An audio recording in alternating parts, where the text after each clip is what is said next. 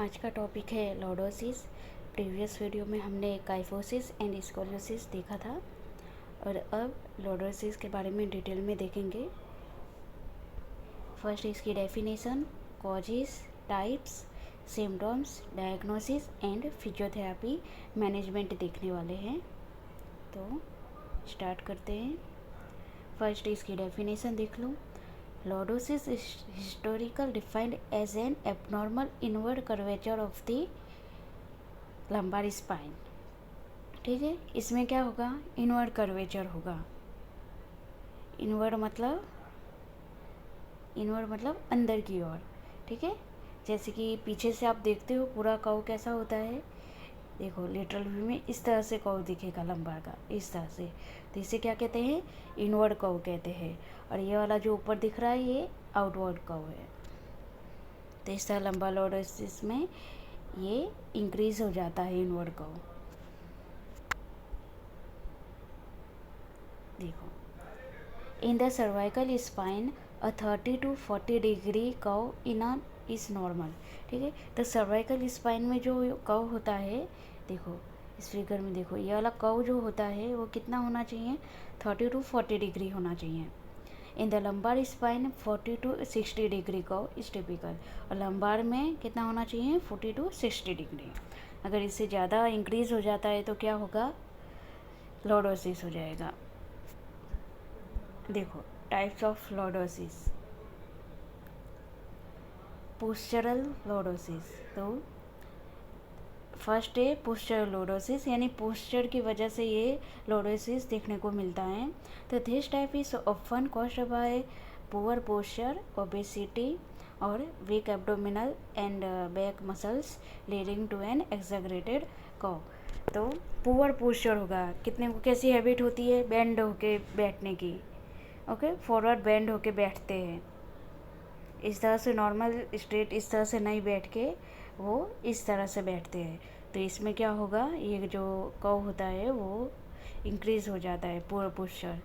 Obesity, कितने का क्या होता है? पेट बड़ा होता है। ठीक है, पेट बड़े होने की वजह से क्या होगा? एक्स्ट्रा जो लोड आता है वो स्पाइन पे आता है। ओके, और उसकी वजह से लॉर्डोसिस देखने को मिलता है।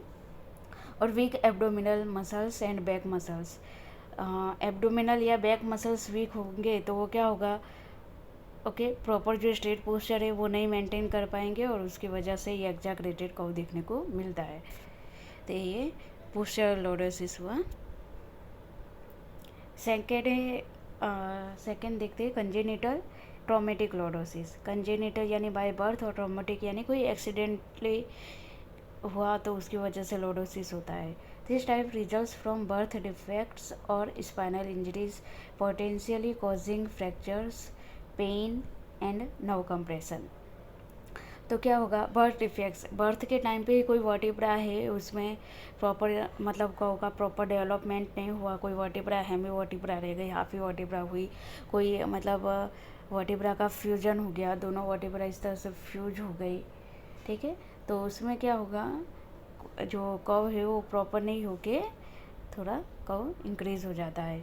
और कई बार स्पाइनल इंजरीज हो गई, जिसमें क्या होता है? कई बार स्पाइनल में जो लंबा वर्टिब्रा है या सर्वाइकल, उसका क्या होता है? फ्रैक्चर हो जाता है। फ्रैक्चर की वजह से क्या होगा?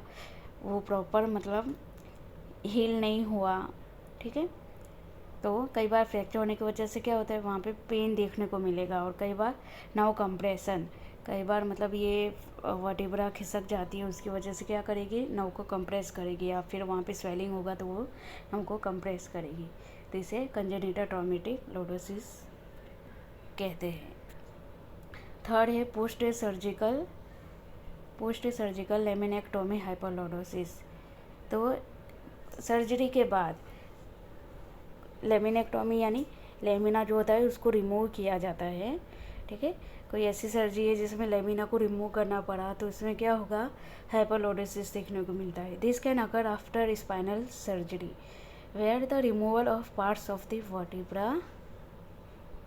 Vertebrae can lead to instability and excessive curvature. ठीक है, तो रिमूव किया गया वहाँ से कोई पार्ट वर्टिब्रा में, तो उसकी वजह से क्या होगा? इंस्टेबिलिटी डेवलप होगी और एक्सेसिव कर्व भी इंक्रीज हो जाएगा। एक्सेसिव कर्वेचर देखने को मिलेगा। फोर्थ है न्यूरोमस्कुलर लॉर्डोसिस। न्यूरोमस्कुलर लॉर्डोसिस में this type is caused bye neuromuscular disorder. तो न्यूरोमस्कुलर कोई डिसऑर्डर है तो उसमें क्या होगा, ये लॉर्डोसिस देखने को मिलेगा। Affect spinal alignment requiring condition specific treatments. तो हमने देखा मतलब मसल है वो पैरालिसिस हो गया तो क्या होगा, वो को स्टेबिलिटी मतलब प्रॉपर जो शेप है स्ट्रेट वैसे स्ट्रेट अलाइनमेंट में नहीं रख पाएगा। तो न्यूरोमस्कुलर लॉर्डोसिस देखने को मिलता है। और ये जो डीएमडी वाले पेशेंट होते हैं उसमें भी देखोगे तो एक्स्ट्रा का उनका इंक्रीज़ हो जाता है, उसमें भी लॉर्डोसिस देखने को मिलता है। तो ये था न्यूरोमस्कुलर लॉर्डोसिस। फिफ्थ है lordosis secondary to hip flexion contracture. अगर हिप फ्लेक्शन कॉन्ट्रैक्चर है, ओके, हाँ, वो लोअर क्रॉस सिंड्रोम वाला जो होता है वैसा ही कि हिप फ्लेक्शन कॉन्ट्रैक्चर रहा तो उसके कंपेंसेशन में क्या होगा, लॉर्डोसिस इंक्रीज हो जाता है। This type is caused by hip joint contracture such as those from infection हो गया, इंजरीज हो गई, मसल इम्बैलेंसिस हो गया, which can pull the spine out of alignment. ठीक है, ये मसल कॉन्ट्रैक्ट हो रहा है, देखो इस तरह हुआ, ये हिप फ्लेक्सर्स मसल आगे इन फ्रंट ऑफ थाई होते हैं। तो अगर ये मसल्स कॉन्ट्रैक्ट होगा तो क्या करेगा, एंटीरियर पेल्विक टिल्ट करेगा। ठीक है, एंटीरियर पेल्विक टिल्ट होने की वजह से देखो इस तरह से होता है, ये मसल कॉन्ट्रैक्ट होगा तो यहाँ से एंटीरियर पेल्विक टिल्ट होगा और उसकी वजह से क्या होगा, लॉर्डोसिस इंक्रीज हो जाता है। क्लियर है। अदर टाइप्स देखते हैं, हाइपरलॉर्डोसिस। हाइपरलॉर्डोसिस किसे कहते हैं, exaggerated inward curve in the spine. Exaggerated होगा, देखो इस तरह से नॉर्मल होना चाहिए, नॉर्मल कर्व कैसा होता है, इस तरह से होता है, यानी माइल्ड कर्व होता है यहाँ पे लंबार में। और इसमें क्या होता है, एक्सेसिव कर्व इंक्रीज हो जाता है। ठीक है, एक्सेसिव ये होगा तो इसे क्या कहेंगे, हाइपरलॉर्डोसिस कहते हैं। Can be due to factors like weak core muscles, tight hip flexors, obesity और पुअर पोस्चर। तो ये सब क्या है, फैक्टर्स है, ये सब फैक्टर रिस्पॉन्सिबल है हाइपरलॉर्डोसिस के लिए। देखो ये है नॉर्मल स्पाइन, ठीक है, और ये क्या है, कितना कर्व इंक्रीज हो गया है, इनवर्ड कर्व बहुत ज़्यादा इंक्रीज हुआ है लंबार में, तो इसे हाइपरलॉर्डोसिस कहेंगे।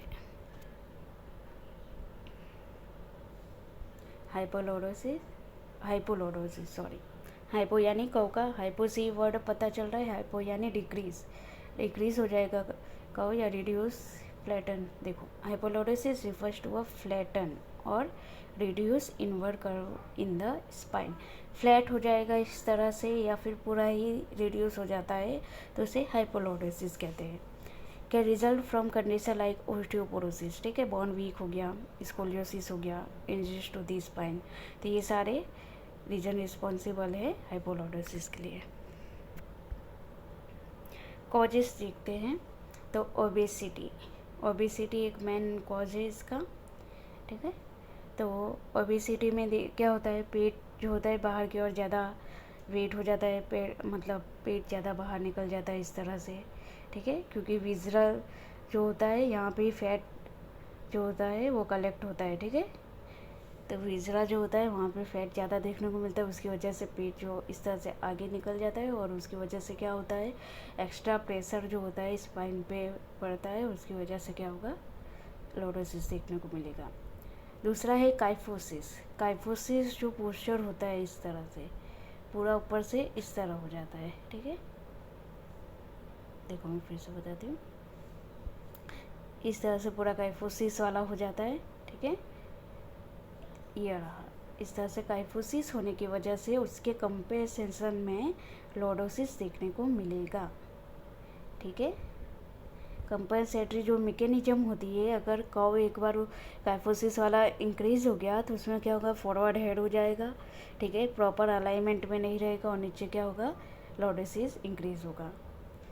प्रेगनेंसी में देखो इस तरह से जब फिटस डेवलप होता है मदर के वूम में, तो क्या होता है, एक्स्ट्रा प्रेशर जो स्पाइन पे पड़ता है उसकी वजह से ये लॉर्डोसिस देखने को मिलता है। ऑस्टियोपोरोसिस बोन वीक हो जाने की वजह से प्रॉपर स्टेबिलिटी नहीं रहती, मसल इम्बैलेंस में भी सेम यही होता है। Postural deformity wearing high heel sandals by women. तो पोस्चरल डिफॉर्मिटी में क्या आएगा, देखो पोस्चरल डिफॉर्मिटी जो होती है उसमें इस तरह से हाई हील, ये हील पहना है, हील की वजह से क्या होगा, एक्स्ट्रा प्रेशर कहाँ पे आएगा, स्पाइन पे आएगा, ठीक है। एक्स्ट्रा प्रेशर लंबा स्पाइन पे आने की वजह से लॉर्डोसिस हील की वजह से इंक्रीज हो जाता है। जो मॉडल होती है, हीरोइन होती है, वो क्या करती है, हाई हील पहनती है, ठीक है। तो उनका देखना lordosis obviously anterior pelvic tilt हो जाता है और लंबा लॉर्डोसिस देखने को मिलता है। सिम्टम्स देखते हैं। लॉर्डोसिस होने की वजह से पहले तो सुपाइन पोजीशन में सोएंगे इस तरह से, तो इस तरह से स्ट्रेट नहीं होगा बैक, ठीक है, इस तरह से स्ट्रेट नहीं देखने को मिलेगा। उसके बदले आपको इस तरह से देखने को मिलेगा। यहाँ पे क्या होगा, गैप होगा, ठीक है, space beneath your lower back when you are lying down, ठीक है, स्पेस देखने को मिलेगा यहाँ पे बैक के नीचे। बैक पेन होगा और नेक पेन देखने को मिलेगा। सर्वाइकल लॉर्डोसिस हुआ तो नेक पेन होगा। इम्पेयर्ड पोस्चर देखने को मिलेगा, प्रॉपर पोस्चर अलाइनमेंट नहीं होगा। गेट इज़ अफेक्टेड, गेट भी अफेक्टेड होगा, क्योंकि जिसको लॉर्डोसिस मतलब इंक्रीज होता है उसका गेट देखना, उसका गेट पैटर्न में भी चेंजेस देखने को मिलती है। कई बार लॉर्डोसिस होने की वजह से अगर वो यानी जो न्यूरोमस्कुलर कॉज होता है उसकी वजह से क्या होता है, अगर इस नाव को कंप्रेस कर रहा है तो वो रेडिएट होता है, पेन लेग तक रेडिएट होता है और नमनेस टिंगलिंग लेग में देखने को मिलता है, ये भी सिम्टम्स आएगा। अब डायग्नोसिस देखते हैं। इमेजिंग टेस्ट करवाओगे जिसमें X ray provides a clear view of the spinal cord, ठीक है, उसमें क्लियर व्यू दिखेगा। And vertebral alignments helping to measure the angles of lordosis.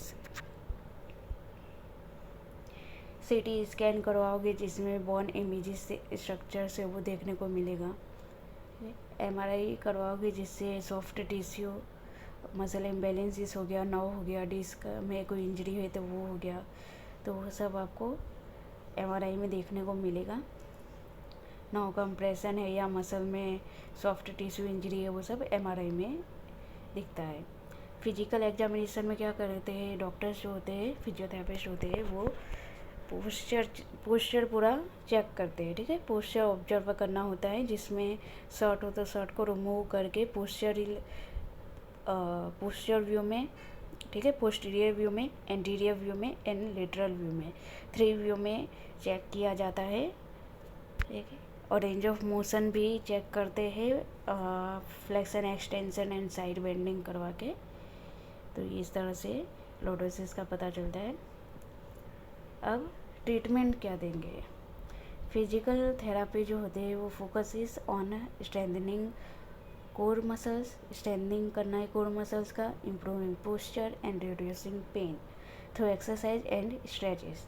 तो स्ट्रेंथनिंग एक्सरसाइजेस होगी जिसमें क्या करना है, फोकस किस पे करना है, कोर मसल्स, बैक मसल्स हो गए, हिप मसल्स हो गए, हैमस्ट्रिंग मसल्स हो गया।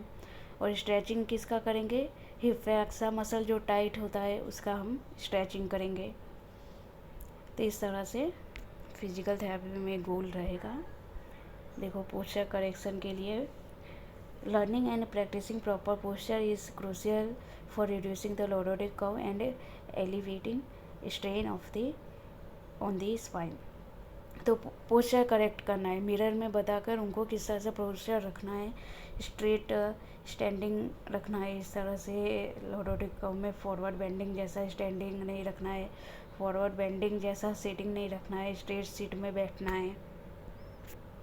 Gentle stretching and manual therapy spinal manipulation can help reduce pain and improve range of motion.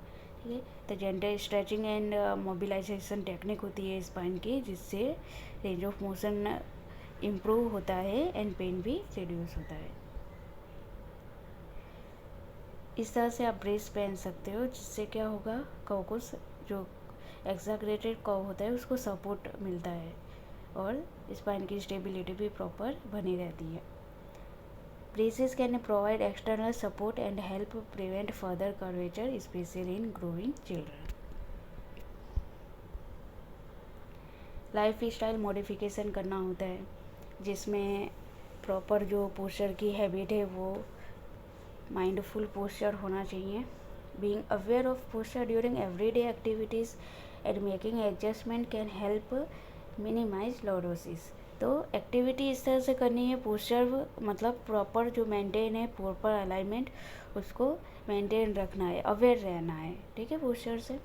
Exercise and activity, staying active and engaging in regular exercises including core strengthening exercises can help improve overall spine health. Core muscles जो है, हमने देखा core muscle week हो जाती है, उसकी वजह से भी क्या होता है, पूरा जो स्पाइन को सपोर्ट मिलना चाहिए वो नहीं मिलता, उसकी वजह से कर्व इंक्रीज होता है। तो उस कोर मसल की स्ट्रेंथनिंग करवानी है। दूसरा क्या कॉज था, वेट। ओबेसिटी की वजह से भी देखने को मिलता है। तो वेट, हेल्दी वेट मेंटेन करना है, जिससे क्या होगा, maintaining a healthy weight can reduce strain on the spine and improve posture. ठीक है, फिर अर्गोनॉमिक्स में आपको ध्यान रखना है, आप जो वर्क करते हो वो surface and sitting to ensure proper posture can help prevent lordosis. ठीक है, तो जहाँ पे वर्क करते हो और कभी बैठते हो तो वो सिटिंग पोस्चर भी क्या करना है, नॉर्मल मेंटेन करना है पोस्चर को। तो ये था फिजियोथेरेपी ट्रीटमेंट। हम डायग्राम के साथ डिटेल में ट्रीटमेंट नेक्स्ट वीडियो में देखेंगे। Okay, thank you.